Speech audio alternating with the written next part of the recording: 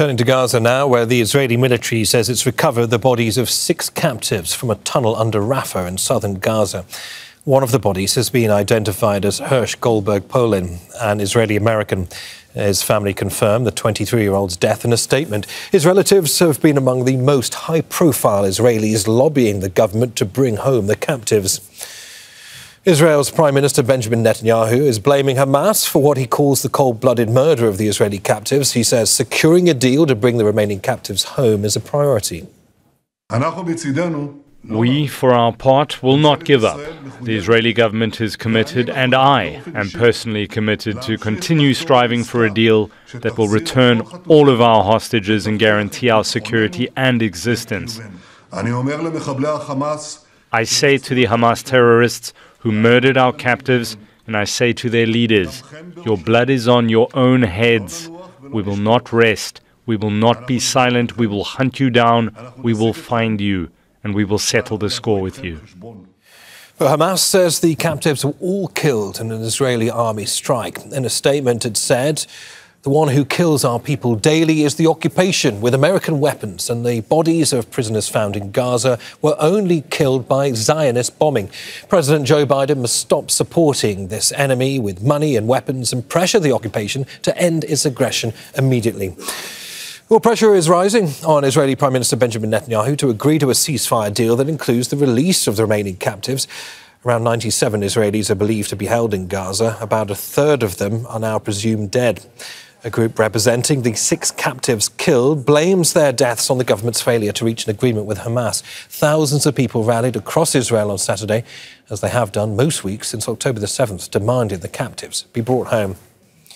Akiva Eldar is a political analyst and contributor to the Israeli newspaper Haaretz. He says it's unlikely the deaths of the captives would lead to a ceasefire. I don't believe that it will change his mind, because Netanyahu's main objective, main target is survival. And he convinced not only the ministers, and most of them are mediocre, if not midgets, that it is necessary to stay in Philadelphia axis. It's a matter of life and death, that it's even worth sacrificing the life of the Israeli captives in order to stay there. And this is in complete contradiction to what the military security experts and even in the administration, in the army, in the Shin Bet, in the Mossad, they say that Israel can deal with a withdrawal from this axis. It is not sacred. We can come back if something goes wrong. And Netanyahu was even confronting during the cabinet's meeting the Minister of Defense, who said to him clearly, and it was leaked to the press, that what you actually are doing is murdering at least 30 people that are waiting there in the tunnels to be released.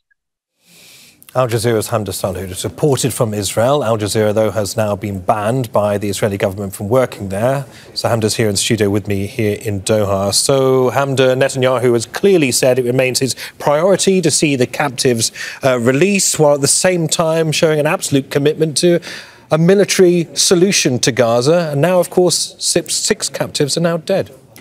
Well, when you hear what anonymous Israeli officials are saying, who say they're close to Netanyahu, that they're close within the coalition, they say that Netanyahu has maintained military pressure is the only way to bring about the release of the captives. And let's dissect Netanyahu's statement just a little. He says that Hamas killed these captives and that Hamas is not interested in a deal. He who kills the captives is not interested in ceasefires or negotiations. But Netanyahu, for so long, for all of these months, months has had these incredibly hard lines that have caused a lot of tension within his own government, within his own former war cabinet, the defense minister, who's called on Netanyahu to essentially kind of let go of these red lines and these non-negotiables so that there can be a deal. But there's pressure now from families of captives, but it's nothing new. We've been seeing it since the beginning of the war, where they have said he's neither capable nor willing to make a deal. And that is still their belief, that Netanyahu is prolonging the war for personal and political gain. He maintains that military solutions are the only way to continue on in this conflict and to bring about the release. And it's something the family members are not taking well. So fault lines, as you say, within the Israeli government. Yoav Gallant coming out, the defense minister coming out and criticizing Benjamin Netanyahu. Also fierce opposition to Benjamin Netanyahu stands from the political opposition in the country, talking about toppling him.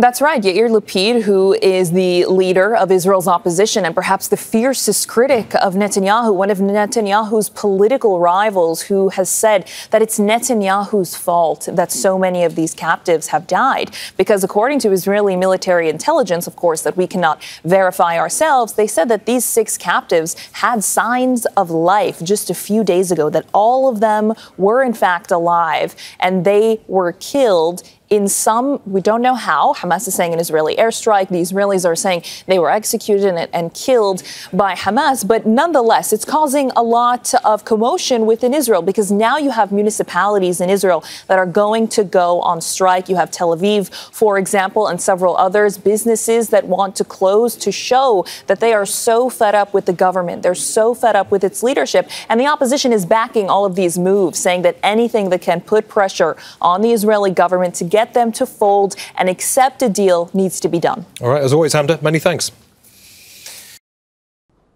Make sure to subscribe to our channel to get the latest news from Al Jazeera.